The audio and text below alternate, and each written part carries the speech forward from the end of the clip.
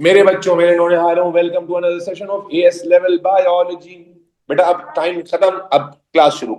मेरे बच्चों, मेरे नौनिहालों, अल्हम्दुलिल्लाह आप देख पा रहे हैं कि जब मैंने आपके साथ इस सेशन को शुरू किया तो मैंने आपके साथ कुछ सीक्रेट प्लान डिस्कस किया। क्लास हो रही है मेरी।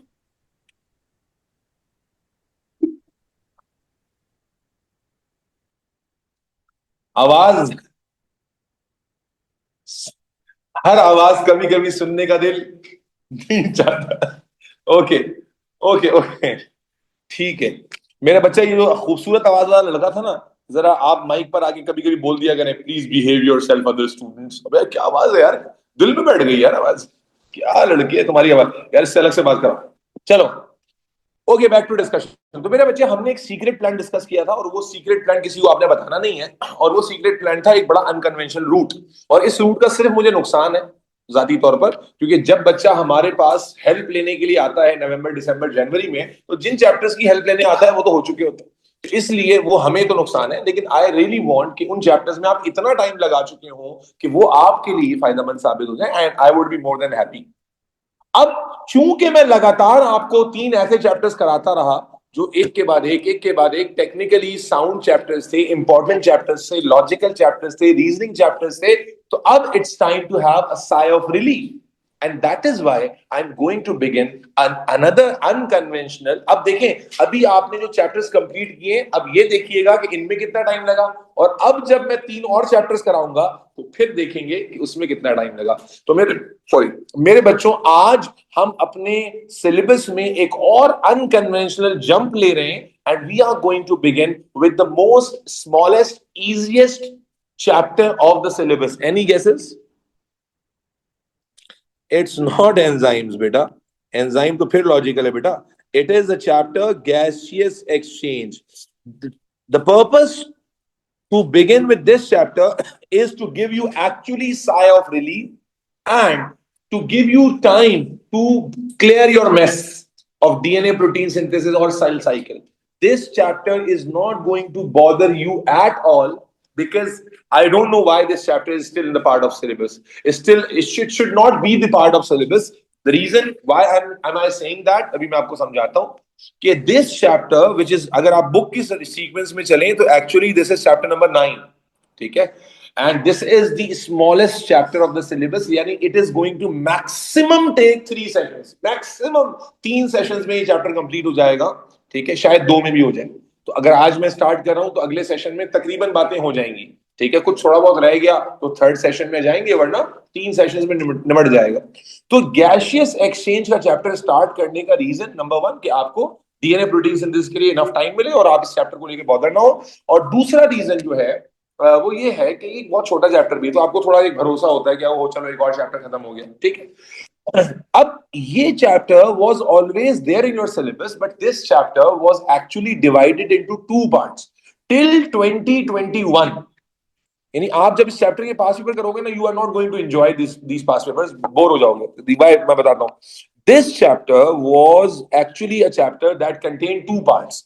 The first part was about the gaseous exchange.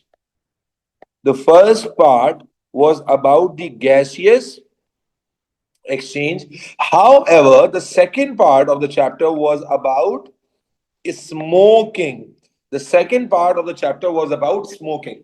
And smoking was actually a very technical, reasoning and clinically related chapter था, जिससे बड़े तगड़े सवाल आते थे, बड़े जबरदस्त, अच्छे, जबरदस्त, खूबसूरत। और मैं किसी जमाने में स्मोकिंग पढ़ाया करता था पूरा खोल खोल के डिटेल में, और बड़ा मजा भी आता था। लेकिन पता नहीं कैम्ब्रिज को क्या हो गया कि कैम्ब्रिज ने पूरा सेक्शन ही स्मोकिंग का रिमूव कर दिया। तो उसके बाद, टू बी वेरी ऑनेस्ट, इस चैप्टर में बचा ही कुछ नहीं है। मतलब गैशियस एक्सचेंज का जो पार्ट है, that is so simple and boring and whatever I should say, मतलब it's not worth it any more. इससे बेहतर था खत्म ही कर देते या कोई दूसरा चैप्टर डाल देते। तो इस, और आप देखोगे भी जब आप पास में खोलोगे, तो अगर आप फॉर एग्जाम्पल 100 क्वेश्चन अटेम्प्ट कर रहे हो, तो 100 में से कोई 70-80 क्वेश्चन स्मोकिंग के हैं, अगर आप पूरी प्रीवियस ईयर्स में जाओगे 21 से पहले। और क्योंकि smoking was a very logical topic, very reasoning topic, वो अब नहीं रहा सिलेबस में। तो इसीलिए ये चैप्टर जो है ना, वो क्या कहते हैं भाई, मैंने थोड़ी रिमूव कर दिया है, हाँ तो मैंने यही तो कहा, अबे तुम नींद में हो क्या? यही तो कहा मैंने कि smoking was a part, now because smoking has been removed, तो we are going to only talk about, बोलो भाई, गैसियस एक्सचेंज। ठीक है ना? नहीं, स्मोकिंग में बड़ा मजा आता था और साहब, मतलब आपके किस्से कहानियां हम सुनाया करते थे कि जब औज साहब को या किसी और को हमने स्मोकिंग करते हुए देखा तो उसके लंग्स की क्या हालत हुई, कैसे कैसे क्या क्या कॉन्सिक्वेंसेज होती हैं। लेकिन अब वो नहीं रहा, आप क्या कर सकते हैं? अफसोस ही कर सकते हैं, इन्ना लिल्लाही व इन्ना इलैहि राजिऊन कहकर आगे बढ़ते हैं। तो मेरे बच्चों, आए मेरा बच्चा, हम इस चैप्टर में ये पार्ट शुरू करते हैं which is the part of gaseous exchange. अब मजे की बात क्या है, I have my own way to cover this chapter. तो I always begin this chapter, यानी जितना बुक में लिखा हुआ है ना, मैं थोड़ा सा आपको उससे ज्यादा ही डिटेल बताने वाला हूं, just to make sure कि everything is covered up well. तो let's begin this chapter with the concept or term of respiration. Respiration और respiration. कोई बताएगा मुझे रेस्पिरेशन क्या होती है? ये तो ऐसा वर्ड तो नहीं है जो तुमने सुना ही नहीं है कभी जिंदगी में। क्या कोई बताना चाहेगा व्हाट इज रेस्पिरेशन? जी, रेस्पिरेशन क्या है? गैसियस एक्सचेंज है। वाह वाह, माशाल्लाह माशाल्लाह। जी बेटा, मिस्टर बड़े बाल वाले, any idea about respiration guys and girls? भाई उस पे बता दो यार, चैट पे लिखो रेस्पिरेशन। ओके, ताहा कह रहे हैं ओके जी। जी हाँ, कुछ तो बोलो रेस्पिरेशन के बारे में, एनीथिंग। उसने बोला ना। जी, जी बख्तावर। जी, ओहो, Alisha. Okay, we have Alisha here as well. तो दो अलीशा। जी मोहतरम, टेकिंग ऑप्शन पर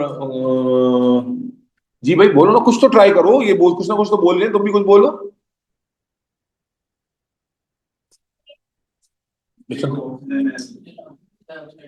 ओके, देखो respiration is not inhale and inhalation and exhalation. Respiration का जो कॉन्सेप्ट है वो थोड़ा ढंग से समझ लें। आप एक मेडिकल प्रोफेशनल से पढ़ रहे हैं, अपनी भी इज्जत दांव पे लगी हुई है मेरी। और कभी तुम तो ऐसी चवले मारा करो ना, बोल दिया करो सेल्फ स्टडी कर रहे हैं, मेरे ऊपर नहीं में डाल देना, अपना तो कोई पोर्टफोलियो है इज्जत है। तो क्या कहा हमने, रेस्पिरेशन क्या होती है? It is a complex process where the body is capable of breaking down complex organic compounds to produce energy. Respiration is a process, मैं लिखवाऊंगा भी, respiration is a process in which body breaks down, metabolize complex organic compounds to produce energy. To produce complex organic compounds may include glucose or some other compounds as well, not necessarily glucose. तो respiration क्या है मेरे बच्चे? respiration बेटा बोलेंगे the process of breaking down complex organic compounds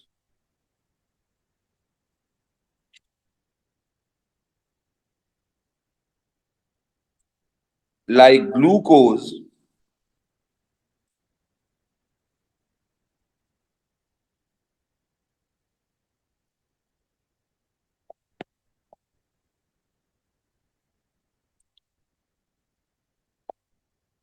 to produce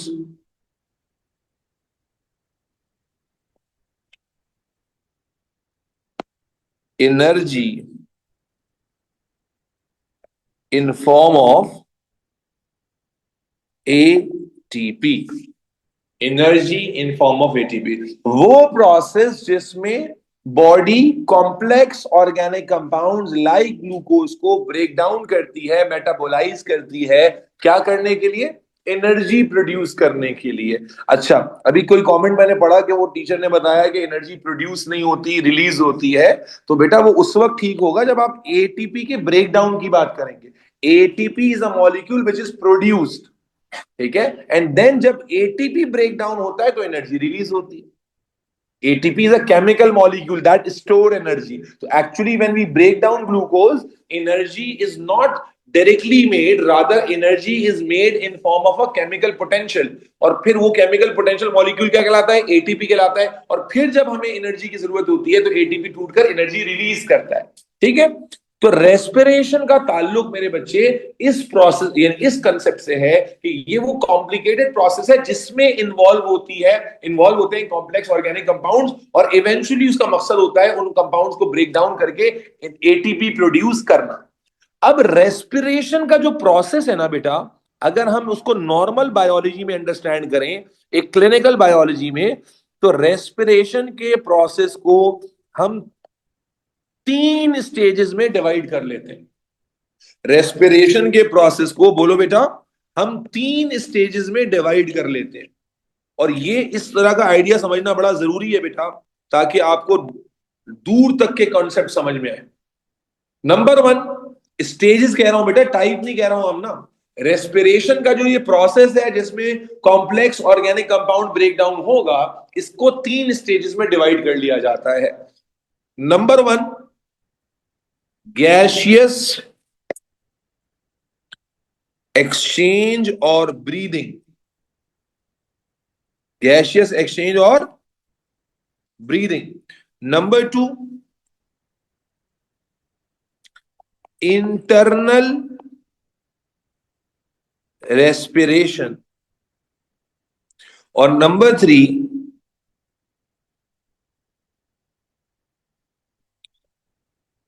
cellular respiration. Respiration का जो ये प्रोसेस है जिसमें कॉम्प्लेक्स ऑर्गेनिक मॉलिक्यूल्स को तोड़ा जाता है एटीपी बनाने के लिए, इस प्रोसेस को, ये हमारी बॉडी की बात हो रही है भाई. अभी बहुत देर से हम जो चैप्टर्स पढ़ रहे थे उसमें हमारी बॉडी की बात माइक्रो लेवल पर हो रही थी. फॉर द फर्स्ट टाइम कोई सिस्टम आया है तो थोड़ा इंटरेस्ट से पढ़ना. तो बेटा हमारी बॉडी में रेस्पिरेशन का जो प्रोसेस है इसे हम 3 स्टेजेस में डिवाइड कर लेते हैं. पहला है गैसियस एक्सचेंज या ब्रीदिंग. What is breathing? बेटा ब्रीदिंग क्या है, बहुत आसान तरीके से कोशिश करता हूं आपके सामने रखूं. बेटा नोज से लंग्स तक एयर को इनटेक करना, इनहेल करना, और फिर एयर को एक्सहेल करना. भाई जब आपने कॉम्प्लेक्स ऑर्गेनिक कंपाउंड को तोड़ना है तो what is the natural process? That we need oxygen for that. We need. तो रेस्पिरेशन का जो अल्टीमेट अम्ब्रेला है, उस अम्ब्रेला का जो पहला पार्ट है, पहला पोर्शन है, दैट इज ब्रीदिंग और दैट इज गैसियस एक्सचेंज, जिसमें हम क्या करते हैं मेरे बच्चे, नोज के थ्रू, ये नॉर्मल प्रोसेस की बात हो रही है, एयर को इनहेल करते हैं और लंग्स तक पहुंचाते हैं, और फिर लंग्स से एयर को वापस एक्सहेल करते हैं. ठीक है, ये पहला स्टेज है. अब लंग्स में जब एयर आ गई, एल्वेलाई में आ गई, तो वहां से एयर आगे नहीं जाती, बल्कि वहां से क्या चीज आगे जाती है? ऑक्सीजन आगे जाती है. तो अब हम आगे का सेकेंड स्टेज अगर देखें तो सेकेंड स्टेज में क्या होता है? Second stage of respiration involves lungs से सेल्स तक की मूवमेंट. किसकी? ऑक्सीजन की. लंग्स से सेल तक की मूवमेंट किसकी? ऑक्सीजन की. और सेल से वापस लंग तक की मूवमेंट किसकी बेटा? कार्बन डाइऑक्साइड की. बेटा आपने एयर को इनहेल किया, लंग्स तक पहुंचाया है भाई, एयर को इनहेल किया, लंग्स तक पहुंचाया, लंग्स से क्या चीज फिल्टर हुई? सिर्फ ऑक्सीजन. और ऑक्सीजन जो है वो कहां तक पहुंचाई गई बेटा? सेल्स तक, via via blood. Via blood. Blood oxygen को सेल्स तक लेकर गया और फिर वापस क्या लेकर आया? Carbon dioxide. ये lungs to cell and cells to lung की जर्नी जो है, ये सेकेंड स्टेज है, दैट इज इंटरनल रेस्पिरेशन. और उसके बाद जब ऑक्सीजन सेल के अंदर पहुंच गई, सेल के अंदर ऑक्सीजन चली गई, तो सेल के अंदर उस ऑक्सीजन को यूज करना to metabolize organic compound so that ATP can be produce. ये प्रोसेस कहलाता है सेल्यूलर रेस्पिरेशन, जो सेल के अंदर होता है. This is within the cell. Yes और नो? दिस इज बेटा बोलो विद इन द सेल. तो रेस्पिरेशन में अगर आप जर्नी को समझो तो बेटा नोज से एयर लंग तक आई, लंग से क्या चीज फिल्टर हुई, ऑक्सीजन, ऑक्सीजन कहां तक गई, सेल्स तक, फिर सेल्स के अंदर ऑक्सीजन को यूज किया गया to break down organic compound such as glucose, as a result ATP is made and carbon dioxide is made. Carbon dioxide blood के थ्रू वापस कहां आई, लंग्स में आई, और फिर लंग्स ने एयर का पार्ट बना के कार्बन डाइऑक्साइड को एक्सहेल कर दिया। तो this is the whole journey. बात समझ आ रही है? दोबारा देखो, नोज से एयर लंग तक गई, लंग से आगे ऑक्सीजन गई, ब्लड के थ्रू सेल्स तक गई, सेल्स में जाकर यूज अप हुई to break down organic compound, ATP is produce, carbon dioxide बनी, कार्बन डाइऑक्साइड वापस ब्लड में आई, ब्लड उसे वापस लंग में लेकर आया, लंग में वो वापस एयर का पार्ट बनी और एयर का पार्ट बनकर वापस एक्सहेल हो गई। This is the whole journey which is divided into 3 stages: nose to lung, lung to nose, lungs to cell, cell to lung, and within the cell. Is this clear? Clear? तो मेरे बच्चों, मेरे नौनिहालों, आप जब O levels में थे ना, तो आपने बस ये पढ़ा था, ये वाला एस्पेक्ट पढ़ा था। आपने ये बात नहीं की थी, आपने ये पढ़ा था कि नोज से एयर लंग तक कैसे जाती है और लंग से एयर नोज तक कैसे आती है। ठीक है ना? तो ये वाला एस्पेक्ट आपने ओ लेवल्स में पढ़ लिया है। अब एएस के अंदर आपको ये और ये दोनों पढ़ना है। ठीक है, कि आपको ये भी सीखना है कि नोज से एयर लंग तक कैसे आती है और लंग से एयर नोज तक कैसे आती है, जितनी डिटेल आपके सिलेबस में। प्लस फिर आपको ये भी सीखना है कि लंग से ऑक्सीजन सेल्स तक कैसे जाती है और सेल से कार्बन डाइऑक्साइड लंग्स तक कैसे आती है। बट ये वाला पार्ट, चूंकि इसमें ट्रांसपोर्ट भी इन्वॉल्व होती है, तो ये वाला पार्ट इस चैप्टर में नहीं है, बल्कि सर्कुलर ट्रांसपोर्ट इन मैन में आएगा। जबकि ये वाला पार्ट जो सेल्यूलर रेस्पिरेशन का है, ये A2 का पहला चैप्टर है। A2 का चैप्टर नंबर 1 है सेल्यूलर रेस्पिरेशन, जहां पर आप इस प्रोसेस की डिटेल पढ़ते हैं पूरे चैप्टर में कि भाई ग्लूकोज या complex organic compound break down कैसे होते हैं और एटीपी एग्जैक्टली बनता कैसे है। तो इसलिए इस पर्टिकुलर चैप्टर में हमने बस इसकी बात करनी है। However internal respiration is a part of your syllabus, लेकिन ये आएगा कहां, ट्रांसपोर्ट इन मैन में आएगा। ठीक है? तो इसलिए without any further ado, let's move forward. Now before we dive deeper into this chapter, let's have, क्योंकि हमने गैसियस एक्सचेंज की बात करनी है या ब्रीदिंग की बात करनी है, तो लेट मी डिफाइन ब्रीदिंग। तो ब्रीदिंग और रेस्पिरेशन बेटा सेम नहीं होती। Breathing is a stage of respiration. Yes और no, do you agree with this statement बच्चों? ब्रीदिंग, आयशा, मनाहिल, है भाई, breathing is a stage of respiration. ठीक है, how do we define breathing? अब बोलो वो जो तुम लोग शुरू में बोल रहे थे, क्या?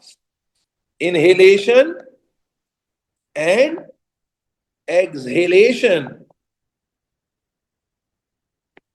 Of air is called breathing. Air को इनहेल करना, एयर को एक्सहेल करना, इसी को आप ब्रीदिंग कहते हैं। ठीक?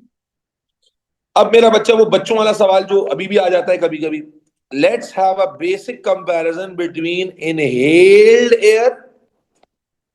जाहिर है आप इनहेल कर रहे हैं, एक्सहेल कर रहे हैं, तो दोनों एयर एग्जैक्टली सेम तो नहीं है ना भाई। तो let's have a very brief and basic comparison between inhaled and exhaled air, and we are going to look at the comparison with multiple references, one by one. So let's begin with nitrogen. ठीक है? Okay जी, inhaled air में nitrogen कितनी होती है भाई? हाँ भाई, it is 78%। Inhaled air में जो नाइट्रोजन होती है, that is 78%। And do we need nitrogen? Do we need nitrogen बच्चों? अबे लख दी लानत, भाई भी नीड नाइट्रोजन यार। मैंने सवाल क्या पूछा, do we need, protein amino acid कैसे बनता है? क्या बावला कि तुम लोग, तो मैंने फंसा दिया, लिखा दिया, गिरा दिया, मुंह तोड़वा दिया तुम्हारा। मैंने सवाल पूछा, डू वी नीड नाइट्रोजन? अबे नाइट्रोजन के बगैर कैसे जिंदा रहोगे? Protein is the building block of. मैं एक्सपेक्ट कर रहा था कोई तो यस में जवाब देगा। No no no no. Do,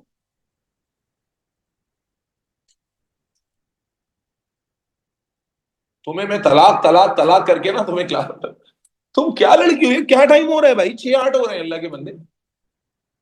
तुम कुछ नहीं करो, तुम किसी डंपर के नीचे आ जाओ। अबे तुम जौहर पे आ जाएगा क्लास लेने यार, तुम यहाँ क्यों आए? जौहर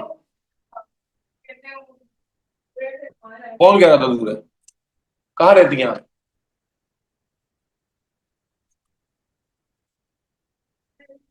कहाँ रहती हूँ भाई, क्या हो गया, गजनी आ गई, कहाँ रहती तुम्हें पता नहीं है? ये कौन है? फारिया को मैं क्यों देखूंगा भाई? फारिया को मैं क्यों देखूंगा यार? पैराडाइज बेकरी, हाँ। उससे आगे जाके आती है। कहाँ है पैराडाइज बेकरी? कहाँ है पैराडाइज बेकरी? हाँ, कहाँ है पैराडाइज बेकरी? देखो, इसने भी नहीं देखी। बाल भाई क्या कर रही हो, पता नहीं तुम। ओके, हाँ भाई, बैक टू डिस्कशन। तो इनहेल्ड एयर में कितनी नाइट्रोजन होती है बेटा? 78% नाइट्रोजन होती है। अब मुझे बताएं, do we need nitrogen? Yes. कैसे फंसे ना तुम लोग? Yes, we do need nitrogen, लेकिन मेरा बच्चा, नाइट्रोजन को हम N2 की फॉर्म में कंज्यूम नहीं कर सकते। नाइट्रोजन को हम N2 की फॉर्म में कंज्यूम नहीं कर सकते, ना ही प्लांट कर सकते हैं। तो आप जानते हैं, प्लांट भी उनको नाइट्रेट और नाइट्राइट्स की फॉर्म में लेते हैं, और हम भी जो है वो रेडीमेड अमाइनो एसिड्स की फॉर्म में ले रहे होते हैं। तो नाइट्रोजन जो है वो हमें चाहिए तो, लेकिन ये वाली जो नाइट्रोजन है वो कंज्यूमेबल नहीं है। इसीलिए जितनी नाइट्रोजन एयर में जाती है, इनहेल्ड एयर में, उतनी एग्जैक्टली क्या होती है? वापस आ जाती है। Yes, absolutely no retention of nitrogen from the air. चले, अगला मेजर ले लेते हैं ऑक्सीजन का। हाँ भाई, इनहेल्ड एयर में कितनी ऑक्सीजन होती है बेटा? अगर तो आप हेल्दी एयर इनहेल कर रहे हैं तो 21% होगी। अगर आप हेल्दी एयर ले रहे हैं, अगर कोई पॉल्यूटेड इलाके में है, कोई रेड जोन के अंदर है जहां पर बहुत ज्यादा पॉल्यूशन है, तो वहां जाहिर है कम हो जाएगी। और एक्सहेल्ड एयर में कितनी एयर ऑक्सीजन होती है एक्सहेल्ड एयर में ऑक्सीजन? क्यों, हम कंज्यूम नहीं करते? ओ, कैसे करेंगे, कैसे करेंगे, बताओ कैसे करेंगे? तुम हैदराबादी हो क्या? तुम हैदराबादी हो क्या? मेमन हो? ये तुमने कैसे बोला, करेंगे? अच्छा जी, कितनी एग्जैक्ट एयर में होती है बेटा? That is 16%। ठीक है, 16% जो है वो ऑक्सीजन प्रेजेंट होती है बेटा एक्सहेल्ड एयर के अंदर। And that is the principle, that is, इससे दो बातें को सीखने को मिली कि जितनी ऑक्सीजन हम इनहेल करते हैं वो सारी की सारी हम उसमें से कंज्यूम नहीं कर लेते, नंबर वन। नंबर टू, जो एयर हम एक्सहेल करते हैं उसमें भी ऑक्सीजन होती है। आपको पता है लाइफ के लिए, जिंदा रहने के लिए कितनी ऑक्सीजन चाहिए, कितना परसेंटेज सैचुरेशन चाहिए ऑक्सीजन का? 16 to 21। तो इट मीन 16% पर भी सर्वाइवल ऑफ लाइफ, हेल्दी तो नहीं होगा बट जिंदगी चल जाएगी। ठीक है ना? And that is the principle, that is the principle of mouth to mouth breathing. आपने सुना होगा, ख्वाहिश भी होगी कभी मौका मिले किसी को देने का, अल्लाह ना करे।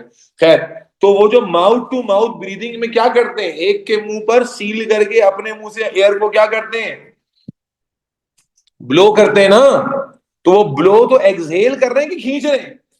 जब आपको अल्लाह ना करे, इमेजिन करें लड़कों, कि आपको अल्लाह ना करे सड़क पे कोई एक्सीडेंट हुआ हुआ नजर आ जाए, और नजर ये आए कि एक खूबसूरत सी दोशीजा जो है 22-24 साल की, वो ड्राइव कर रही थी और एक्सीडेंट हो गया है, अब उनको सांस नहीं आ रहा, और आप एक मेडिकल प्रोफेशनल हैं, और आप, अब जाहिर है आपके पास ऑक्सीजन सिलेंडर तो गाड़ी में है नहीं, ना ऑक्सीजन मास्क है, आपने उनको सीपीआर देना है। CPR is cardio pulmonary resuscitation. तो आपने उनको चेस्ट कंप्रेशंस और you have to blow in her mouth.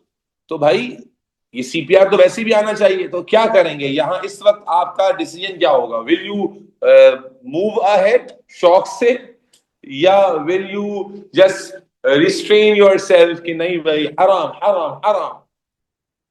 या आप गए किसी बीच पर और वहां आपने देखा कि कोई डूब गया, या बहुत देर से आप किसी को देख रहे थे और अब वही डूब रही है, तो क्या करोगे?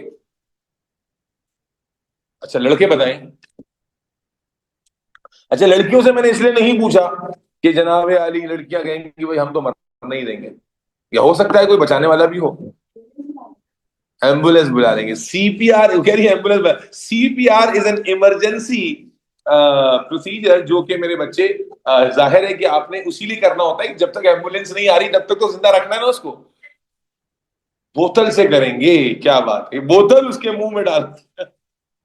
सही सही। World is better of with less man, इन्ना लिल्लाहि व इन्ना इलैहि राजिऊन।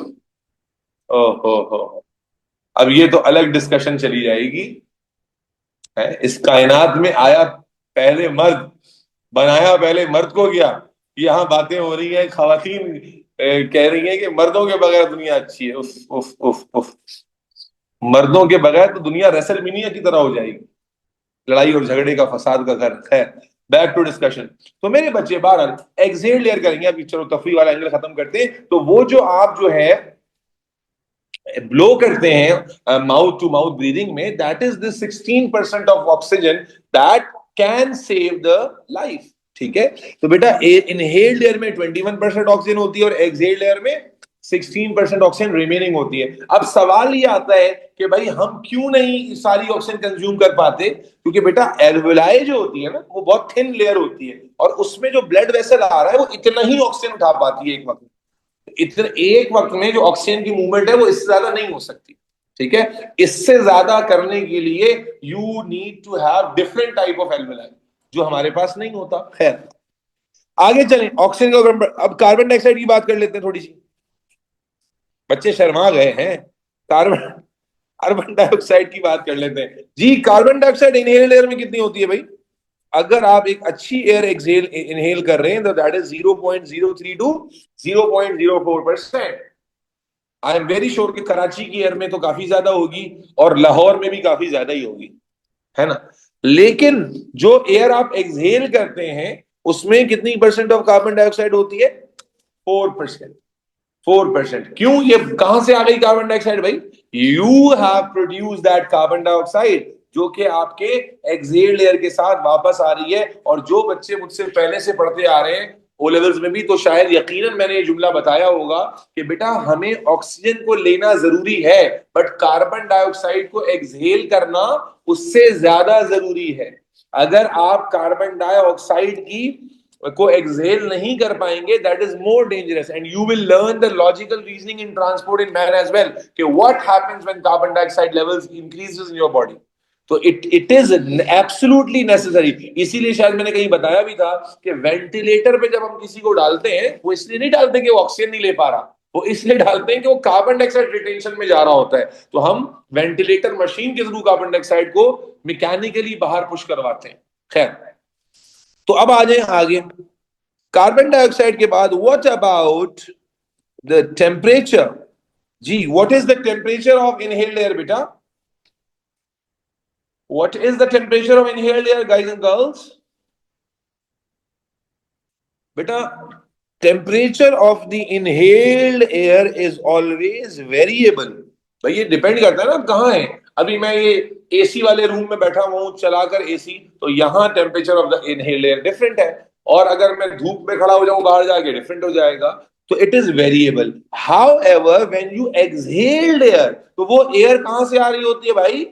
बॉडी में से आ रही होती है, तो उसका टेम्परेचर बॉडी टेम्परेचर के बराबर होता है। इसीलिए आप सब नोटिस कीजिए कि if you are sitting in an environment जहां पर टेम्परेचर अभी 24 डिग्री सेल्सियस है और अभी आप एक्सहेल करें तो आपको हवा गर्म लगती है, वार्म लगती है, because it is coming out of your body that has a higher temperature. तो इसीलिए मेरे बच्चे इसका टेम्परेचर बॉडी टेम्परेचर के अकॉर्डिंग होता है, जो कि अगर ऑप्टिमल कंसिडर कर लिया जाए तो 37 डिग्री सेल्सियस होगा। इसी तरह अगर एक और कंपैरेटिव स्केल ले लिया जाए टेम्परेचर के साथ साथ ह्यूमिडिटी का, मॉइस्चर का, ह्यूमिडिटी और मॉइस्चर। जी बेटा, ह्यूमिडिटी और मॉइस्चर। तो अगेन इनहेल्ड एयर में जो ह्यूमिडिटी होती है, मॉइस्चर होता है, वो क्या होता है? वेरिएबल होता है बेटा। इनहेल्ड एयर में जो मॉइस्चर होता है वो वेरिएबल होता है। लेकिन चूंकि आपकी पूरी बॉडी अंदर से हाईली मॉइस्चराइज है, हाईली मॉइस्चराइज है, ठीक है, तो मेरे बच्चों आपकी जो एयर वापस आती है दैट इज 100% सैचुरेटेड, यानी मैक्सिमम जितना उसमें पानी डिसॉल्व हो सकता है वो हो चुका होता है, मॉइस्चर होता है उसके अंदर। और उसको ग्लासेस वाले अच्छे से रिलेट कर पाते हैं, क्योंकि ग्लासेस वालों के लिए ग्लासेस क्लीन करने का सबसे क्विक हैक यही होता है कि यूं ग्लासेस उतारे, हाँ हाँ किया और साफ कर लिए। ऐसे ही है ना भाई। तो वो क्यों हो रहा है? Because your the air which you exhale is totally rich with moisture, and that is why that happens. तो ह्यूमिडिटी बहुत ज्यादा होती है। ठीक है। अब ये जो बच्ची एक चैट में लिखा हुआ है कि सर वो टेम्परेचर अगर मुंह गोल करके छोटा करके हवा छोड़े तो ठंडी हो जाती है, दैट्स करेक्ट। तो उसमें फिर फिजिक्स का बर्नौलीज प्रिंसिपल आ जाता है। वो आपको मुझे मुझे अल्लाह की जात से उम्मीद है कि आपको वो बर्नौलीज प्रिंसिपल अच्छे से पता होगा। पढ़ा है Bernoulli's principle? Are you serious? You don't know the Bernoulli's principle and you are studying physics. माशाअल्लाह, ला कुव्वता इल्ला बिल्लाह। वल्लाह क्या फिजिक्स का लेवल होगा आपका। बहरहाल जाके देखिएगा बर्नौलीज प्रिंसिपल क्या होता है। I think it's very basic. ये मेरे सरप्राइज है कि you don't know Bernoulli's principle. चल, अब नहीं है तो नहीं है, छोड़ो मेरे बच्चे। That is a very basic comparison between inhale and exhale air. Is everybody clear about it? चल, अब आ जाते हैं मेरे बच्चे एक स्टेप और आगे। मेरा बच्चा, अब now we need to talk about the respiratory airway. The respiratory airway, भाई हमने ब्रीदिंग की बात की है ना, तो एयर नोज से, बोलो भाई, एयर नोज से कहां जाती है? लंग्स तक जाती है। तो उसका जो रास्ता है, उसका जो रूट है, उसका जो तरीक है, उसके बारे में बात करते हैं। तो मेरे बच्चों, रेस्पिरेटरी एयरवे की हेडिंग बना लें।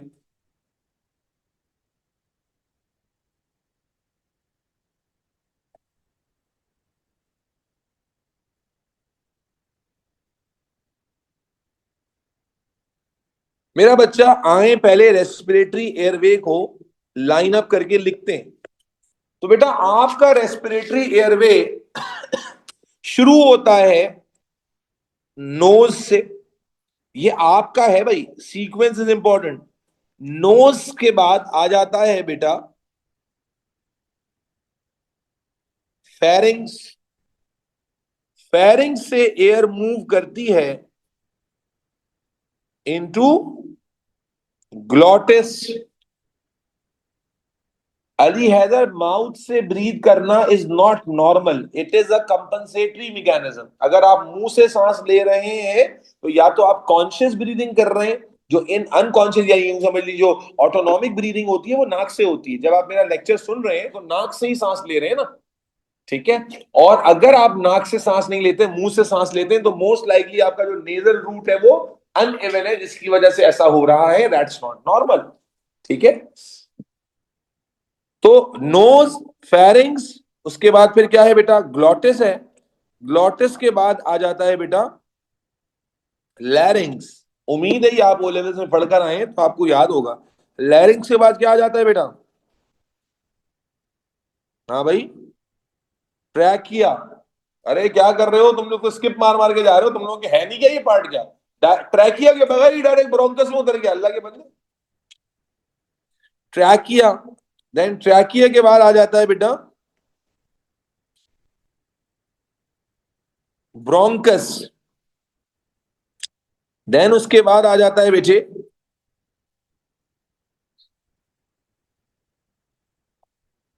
ब्रोंकियोल्स। देन उसके बाद आ जाता है, बोलो, एल, क्या? Alveolar duct. Very good. Alveolar duct.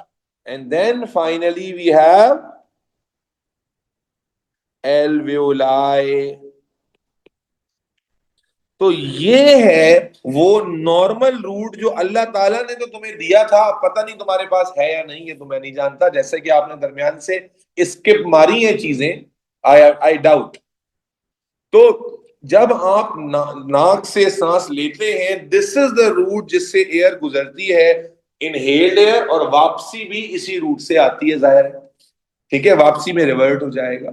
अब ये तो वो रूट है जो रेस्पिरेटरी एयरवे कहलाता है, यानी स्ट्रेट अवे ये एयर का पाथ है। लेकिन साथ में we have got some supportive structures. Airway में हमारे पास कुछ ऐसे स्ट्रक्चर्स हैं जिनको हम सपोर्टिव स्ट्रक्चर्स कहते हैं। और इन सपोर्टिव स्ट्रक्चर्स में हमारे पास आ जाता है नंबर 1 एपीग्लॉटिस, नंबर 2 लंग्स, आपने नोट किया है कभी कि जो लंग्स होते हैं वो अल्टीमेटली एयर लंग के अंदर भर रही होती है। Lung is not in the respiratory airway. Air का जो पाथ है उसमें तो डायरेक्टली एल्वेलाई तक जा रहा है, एल्वेलाई लंग में है। ठीक है, indirectly the air is filled up into lung. ठीक है, लंग। इसी तरह इंटरकॉस्टल मसल्स, ये सब आपने सुन रखा हुआ है इफ यू रिमेंबर। इसी तरह rib cage and a very important structure called diaphragm. ये डायफ्राम इतना इंपॉर्टेंट स्ट्रक्चर है, वो क्या बताऊं मैं। ओहो क्या ही बताऊं डायफ्राम के बारे में। मेडिकल एक बात जहन में आगे बताता हूं आपको। डायफ्राम इतना इंपॉर्टेंट मसल होता है आपकी ब्रीदिंग के लिए कि अगर अगर कोई जोरदार किस्म का हिट आपकी डायफ्राम पे पड़ जाए ना, तो आप सफोकेट करके मर जाएंगे।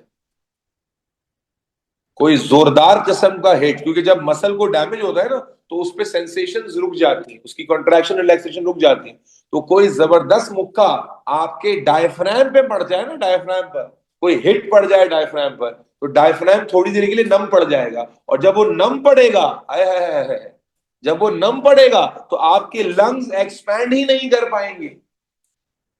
डायफ्राम नीचे जाता है तो लंग्स एक्सपैंड करते हैं ना, एयर बढ़ती है उसके अंदर, तो लंग्स एक्सपैंड ही नहीं कर पाएंगे। तुम ऐसा लगेगा दम घुट रहा है और सांस ना लेने की वजह से चल बसोगे। समझ आ रही है बात। या अल्लाह ना करे कोई छुरा मार दे, पेट में मार दे ठीक है, लेकिन अगर वो डायफ्राम को पियर्स कर गया तो फिर काम खराब हो सकता है बहुत जल्दी। डिपेंड करता है कि कितना हिस्सा पैरालाइज हुआ है या कितना हिस्सा नम पड़ा है। अगर तो बड़ा मेजर डैमेज हो गया फिर तो गए, और अगर एक हिस्से से काम नहीं कर रहा तो कुछ ना कुछ सांस चल रही होगी, उसके थ्रू फिर अस्पताल तक तुम पहुंचोगे। अल्लाह अल्लाह खैर कर। ठीक है, डू इट ऑन है। भाई आपस में क्रॉस चैट नहीं किया करो। ठीक है, तो ये हमारा रेस्पिरेटरी एयरवे। अब मेरा बच्चा, हमें इस रेस्पिरेटरी एयरवे में कुछ स्ट्रक्चर्स को डिटेल में स्ट्रक्चरली डिस्कस करना है। तो let's start the discussion from knows. ठीक है जी, तो प्लीज अब हम एक एक स्ट्रक्चर, नाक और नाक के चूहे सब डिस्कस करेंगे डिटेल में। ठीक है, और सबकी नाक चेक भी की जाएगी कि किसके नाक में, तुम्हारी नाक तो मुझे यहीं से टेढ़ी दिख रही है। मैं तुम्हारा तो अच्छा खासा डेविएटेड नाक है बे। वो भैंस का मुंह, अच्छा खा तुम्हें तो आए दिन मसले रहते होंगे, तो तुम सर्जरी कराओ ना। ओ अभी नहीं हुआ, मैं सही एज में हो जाओगे, करा लो सर्जरी करा लो यार। नहीं नहीं, एग्जाम के बाद कराना। हाँ हाँ, वो बच्चा खाता बच्चा बैठा हुआ है टेढ़ी नाक वाला हमारे सामने। तुम देखो देखो। अच्छा आपको पता है हम में से 90% से ज्यादा लोगों की जो नाक होती है उसमें कुछ ना कुछ डेविएशन होता है। भाई बुली नहीं कर रहा भाई, उसका कंसर्न शो होगा, बुली क्या होता है। आई एम मेडिकल प्रोफेशनल, तो आई नीड टू सी के क्या है क्या नहीं है। देखो इधर देखो, तुम्हारी काफी ठीक लग रही है मुझे, काफी सीधी लग रही है एक दफा में। तुम्हारी भी टेढ़ी लग रही है। हाँ हाँ सच में, इधर देखो इधर देखो। तुम्हारी इस तरफ हल्की सी डेविएटेड तो है, तुम्हारी काफी सीधी है। तुमने तो छिपाई भी है। तुम्हारी भी काफी सीधी लग रही है। नाम क्या है तुम्हारा? हमाल। सही है भाई, अपना अपने बोथे की तस्वीर लेकर आप डालें चैट, तो आपको डायग्नोज करेंगे। ठीक है, ओके। नहीं भाई, तो ये बुराई थोड़ी है, दिस इज अ प्रॉब्लम। आपको पता है ज्यादातर लोगों की डेविएटेड नेजल सेप्टम क्यों हो जाती है? क्योंकि बचपन में हम जो गिरते पड़ते हैं ना, उसमें वो जो रिज है वो टेढ़ी हो जाती है। हाँ सही कह रहा हूँ। या अगर बचपन में गिरे पड़े नहीं है तो बाद में जो अम्लाइकल सैक में हम ग्रो कर रहे होते हैं ना, तो अनवांटेड वो एक तरफ से प्रेशर आ गया, उसकी वजह से भी हो जाता है। सही कह रहा हूँ मैं, दैट इज द रीजन। अब किसी में इतनी ज्यादा होती है कि बहुत प्रॉब्लम हो जाता है, और किसी में इतनी नहीं होती। लेकिन खैर सर्जरी करा लो, सर्जरी सर्जरी करा लो। ठीक है, ओके। तो बेटा नोज की हेडिंग बनाएंगे, नोज से शुरू करेंगे। बेटा अगर आप अपनी नाक मुबारक का स्ट्रक्चर देखें, अपनी नाक शरीफ का स्ट्रक्चर देखें, तो नाक अगर सामने से बस घटिया सी डायग्राम से ड्रॉ करके समझाते हैं, यहां हमने कोई पिकासो की पेंटिंग नहीं बनानी है।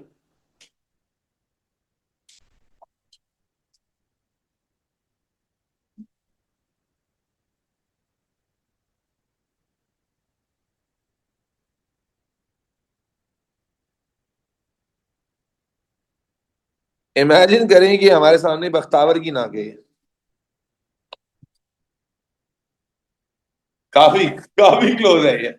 ठीक है, तो बेटा अगर हम किसी की नाक का स्ट्रक्चर देखें तो बेटा नाक में हमारे पास जो कंसिडरेबल चीजें हैं वो क्या है।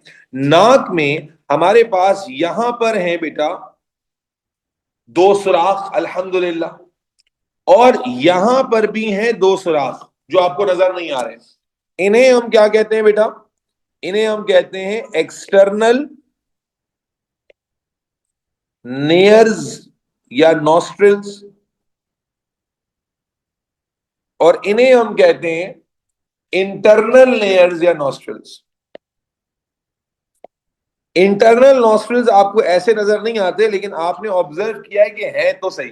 कैसे ऑब्जर्व किया है कि जब कभी आप वुजू करते हुए ज्यादा पानी सुड़गा लें तो हलक में आ जाता है, तो रास्ता होगा जब भी तो आता है ना। ठीक है, या स्विमिंग पूल में आप देखें तो नाक से पानी जाके हलक में आ जाता है। बल्कि वो मैंने किसी एक रियलिटी शो में भी देखा कि वो नाक से सांप डाल के मुंह से निकाल लेते हैं। खैर, तो बहरहाल रूट तो है, ठीक है ना, रूट तो है। तो बहरहाल, तो मेरे बच्चे, अब देखो ये एक्सटर्नल और इंटरनल नॉस्ट्रल्स है ना मेरे बच्चों, इनका काम सिर्फ एग्जिट और एंट्री का है। इनहेल एयर यहां से घुसेगी, यहां से निकलेगी, और एक्सहेल एयर यहां से आएगी और यहां से निकलेगी। तो they are just they just provide entry and exit to the air. असल गेम हो रही है और चीजों में। ये है आपकी नेजल सेप्टम, और ये नेजल सेप्टम हमने बनाई है जीशान की। जीशान की, बख्तावर की नाक में जीशान का नेजल सेप्टम। देखना जरा, इधर दिखा ना, ये जो मैं आपको कह रहा हूं ना, एक्चुअली काफी ज्यादा है, देखो ऐसे बना हुआ है इसका, एक्चुअली इस तरह से।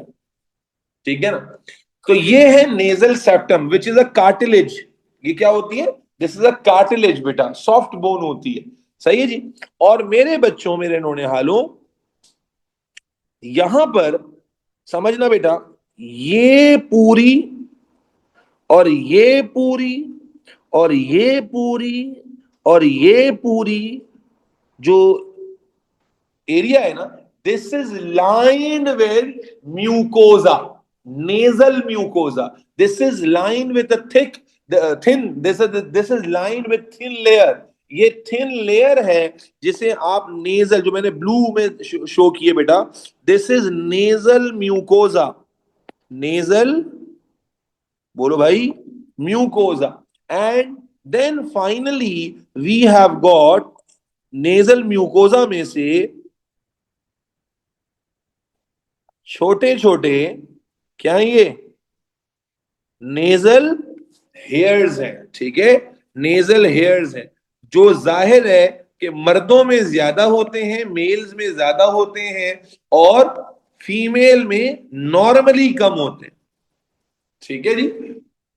और ऐसा इसलिए है कि एवोल्यूशन हमें ये बताता है कि मर्दों ने हमेशा डस्ट से एक्सपोजर ज्यादा लिया है, तो एवोल्यूशनरी तौर पर हमें नेजल हेयर्स की ग्रोथ ज्यादा मर्दों में नजर आती है। Is this clear? अब जरा इनके फंक्शंस की बात कर लें। तो नेजल एक्सटर्नल और इंटरनल नॉस्ट्रिल्स का फंक्शन तो मैंने आपको बताया कि they serve as entry and exit route. ये तो कोई और, फिर आ जाए नेजल सेप्टम डिवाइड्स द, अच्छा ये जो पूरा एरिया है ना बेटा, ये जो पूरा एरिया है, इस पूरे एरिया को हम कहते हैं नेजल कैविटी। Nasal cavity. आपको अगर फील करना है कि नेजल कैविटी कहां तक है, पूरा कलर नहीं किया आपने, अरे यार तुम तो अल्लाह की बंदी। इसे कहते हैं नेजल कैविटी। और नेजल कैविटी कहां तक है, तो आप छोटी उंगली लेकर अपनी नाक में घुसा लें, जितनी अंदर तक जा रही है ये सारी क्या है, नेजल कैविटी है। अपनी उंगली घुसानी है, ये नहीं कि बख्तावर आपने अलीशा की उंगली जो है वो घुसा ली। ठीक है, थोड़ा सा गंदा लगेगा ये। तो नेजल कैविटी है ये पूरा एरिया, ठीक है ना। तो अब नेजल कैविटी में यू कैन सी कि क्या है बेटा, नेजल म्यूकोजा है, बोलो भाई, नेजल म्यूकोजा है, और हेयर्स है। अब नेजल हेयर का काम क्या है बेटा, to trap dust particles, not only to trap dust particles, बल्कि बेटा ये नाक के टेम्परेचर को भी मेंटेन करता है। आपने पढ़ा है ना स्किन में कि वो हेयर्स जो होते हैं वो एयर को ट्रैप करते हैं, और एयर को ट्रैप करने की वजह से इंसुलेशन होती है। आप देखें नाक में उंगली डालें, थोड़ा सा वार्म टेम्परेचर फील होगा, करेक्ट भाई? अपनी अपनी नाक में उंगली डालने को कह रहा हूं। आप नाक में उंगली डालें, ऑनलाइन वाले तो डाल सकते हैं ना भाई, आपको तो कोई देख भी नहीं रहा। हाँ भाई, नाक में उंगली डालें, थोड़ा सा टेम्परेचर वार्म सा फील हो रहा है, अंदर तक डाल के देखें, और बाहर निकालने के बाद धो भी लीजिएगा। अम्मा देख, अम्मा ने तो बेटा सब कुछ। तो तो बेटा यहां जो नेजल हेयर्स हैं इनके दो काम है भाई, यही लिख लेते हैं। क्या है बेटा? टू ट्रैप, बोलो यार, ट्रैप डस्ट पार्टिकल्स, और साथ ही साथ बेटा बोलो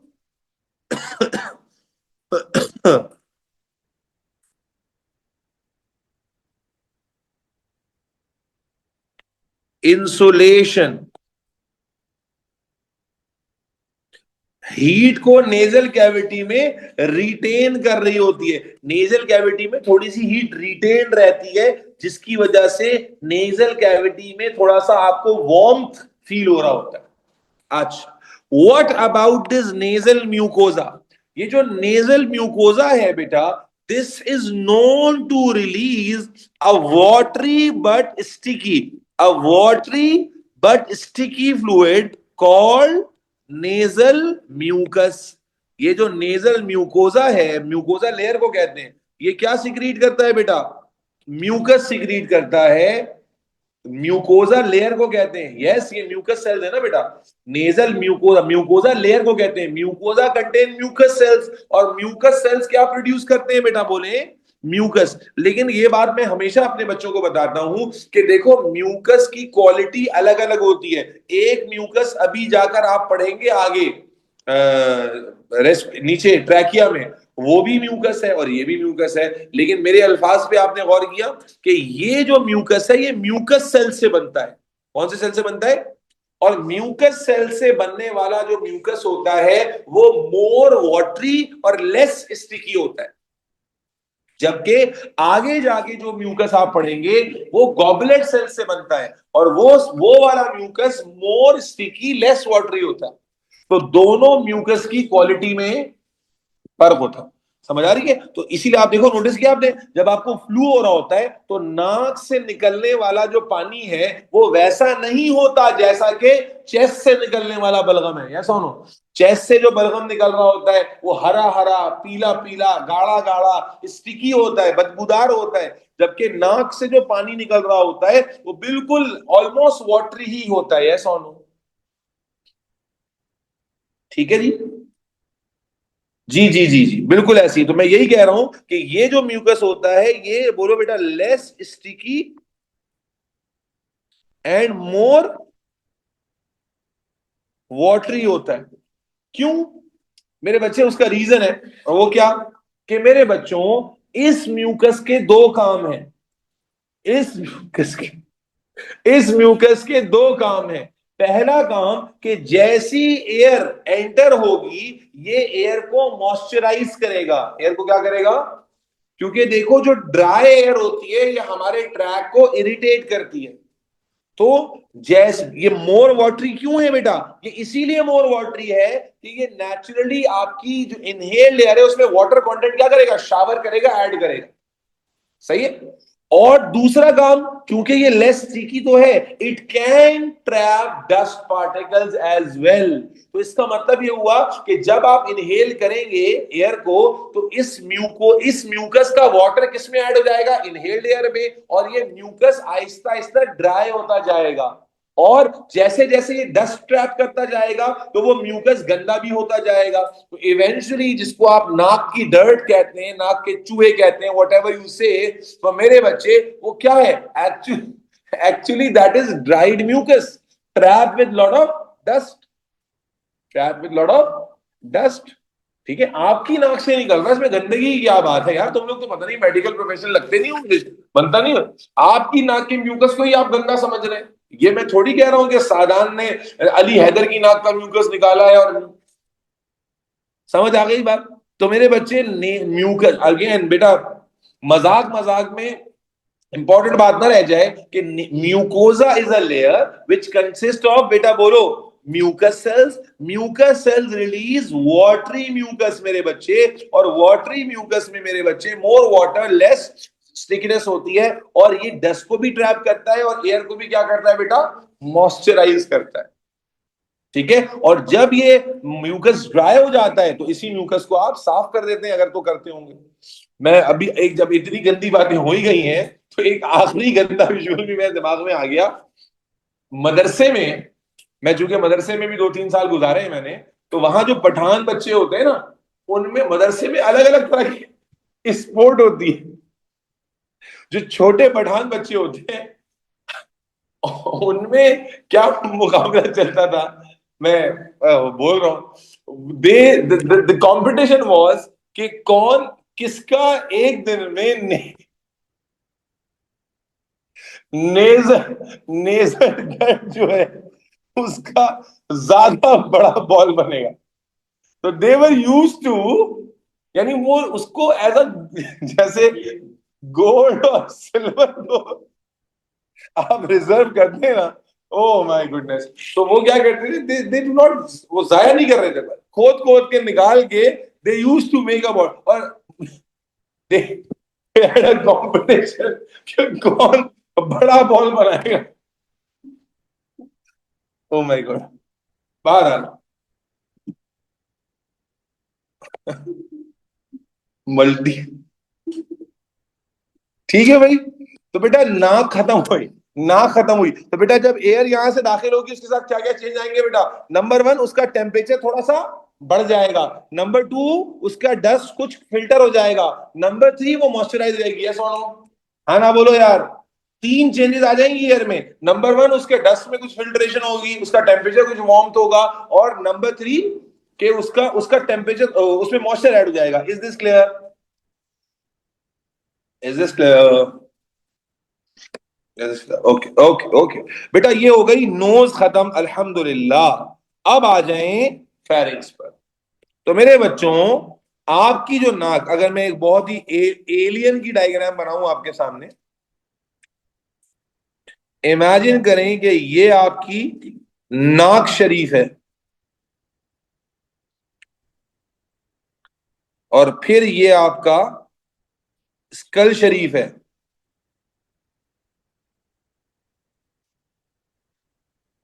और ये फिर आपका गर्दन शरीफ है,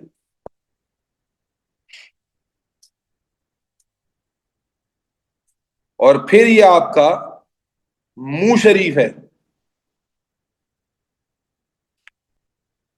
और फिर ये आपकी गर्दन का अगला हिस्सा है। ठीक है जी। तो मेरे बच्चे बस इमेजिन कर लें, जैसा भी लग रहा है।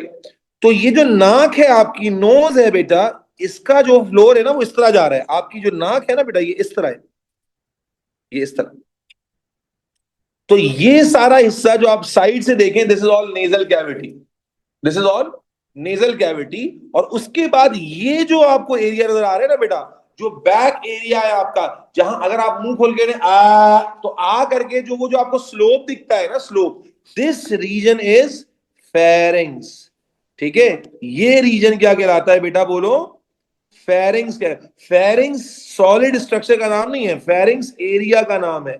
Pharynx is the name of region. Is this clear? अब बस आज के लिए यहीं पर बस कर रहा हूं, इंशाल्लाह कल की क्लास में तकरीबन चैप्टर खींच दूंगा। ठीक है, फेरिंग्स में क्या होता है, फिर आगे की बकवासात। अभी तैयार हो, बहुत गंदा आने वाली है। अभी तो बलगम की बात शुरू नहीं हुई, अभी तो बहुत सारी हरे पीले नीले बलगम की बातें होना बाकी हैं, स्टिकी। बस जो रेडी नहीं हो छुट्टी मार लेना। जी अब्दुल रहमान बोलो। न सर, वो आपने जो नाक के बाल बनाए थे, लाइक वो मतलब नाक के इनसाइड वाले सरफेस पे थोड़ी, मतलब वो जो सेप्टम, मतलब नेजल सेप्टम होता है गेस, वो जो वॉल होती है उसके ऊपर थोड़ी बाल होते हैं, लेकिन आपने यहाँ पे भी बाल बनाए हैं। नेजल म्यूकोजा जहां होता है ना, उसी के दरमियान हेयर फॉलिकल्स होते हैं, तो that is develop, that depends upon hormones. ठीक है, सेप्टम के अच्छा। ऊपर तो बाल हो ही नहीं सकते। बाज दफा क्या है, नेजल म्यूकोजा सब में सेम तरह से नहीं होता। अगर आपका सेप्टम म्यूकोजा से कवर्ड है तो बाल आएंगे। म्यूकोजा के लेयर के दरमियान हेयर फॉलिकल्स होते हैं। तो नॉर्मली यू आर राइट कि हमारा जो लेटरल होल्ड होता है उस पे होते हैं, लेकिन अगर नेजल सेप्टम पे म्यूकोजा होगा, जो अक्सर लोगों की होता है, तो वहां पर बालों की ग्रोथ कम होगी, बट होंगे बिल्कुल। आप डिटेल में नाकों में रिसर्च करें, सबकी नाक खोल खोल के देखें, तो दो चार लोग खासतौर पे 30-40 एजेस ब्रैकेट के जो लोग जिनके बाल काफी ज्यादा डार्क हो ना नेचुरली, तो आप देखिएगा उनके नाक में भी जो है आपको दोनों तरफ से बाल मिलेंगे। अब मैं अपनी नाक का भी विजुअल भेजूंगा आपको डिटेल में, उसको भी बताइएगा कि है कि नहीं। नहीं नहीं सर, इतनी जरूरत नहीं है। चलो ओके सर, अल्लाह हाफिज। अल्लाह हाफिज। ग्लाइकोजन से जी ताहा बोलो जल्दी से यार। ताहा मिकाइल, ताहा ताहा, ग्लाइकोजन से क्यों सवाल है ताहा तुम्हारा? जी ताहा बोलो। सर ये आपने ना, मैंने आपका यूट्यूब से पहले लेक्चर देखा था, उसमें आपने ये जो क्वेश्चन था ना, ग्लाइकोजन कन्वर्ट ग्लूकोज कन्वर्ट क्यों होता है ग्लाइकोजन के अंदर, वहाँ आपने तब ये भी पॉइंट लिखवाया हुआ था कि due to large number of bonds it is highly stable and does not easily interact in intracellular environment. Hmm. तो ये वाला पॉइंट अब जब मैं लेक्चर देखें तो ये वाला पॉइंट तो नहीं लिखवाया हुआ था आपने। तुमने ग्लाइकोजन कहाँ से देख लिया? वो बायोलॉजिकल मॉलिक्यूल की बात कर रही हो? यस सर, बायोलॉजिकल मॉलिक्यूल की बात कर रहा हूँ। तुम बात करो कि ग्लाइकोजन क्यों आइडियल है to be used as reserve. Yes sir yes. तो भाई ये पॉइंट तो अभी भी है, वो लिखवाना भूल गया हूँ भाई मैं। ओके ओके ओके, ठीक है ये सर। तो मतलब एक ये थोड़ी कि नहीं सर है। वो मुझे मुझे लगा शायद अब नहीं। इतना सेंस नहीं बना रहा। चलें ठीक है। ओके। चलो जी, अपना ख्याल रखें, टेक केयर, अल्लाह हाफिज।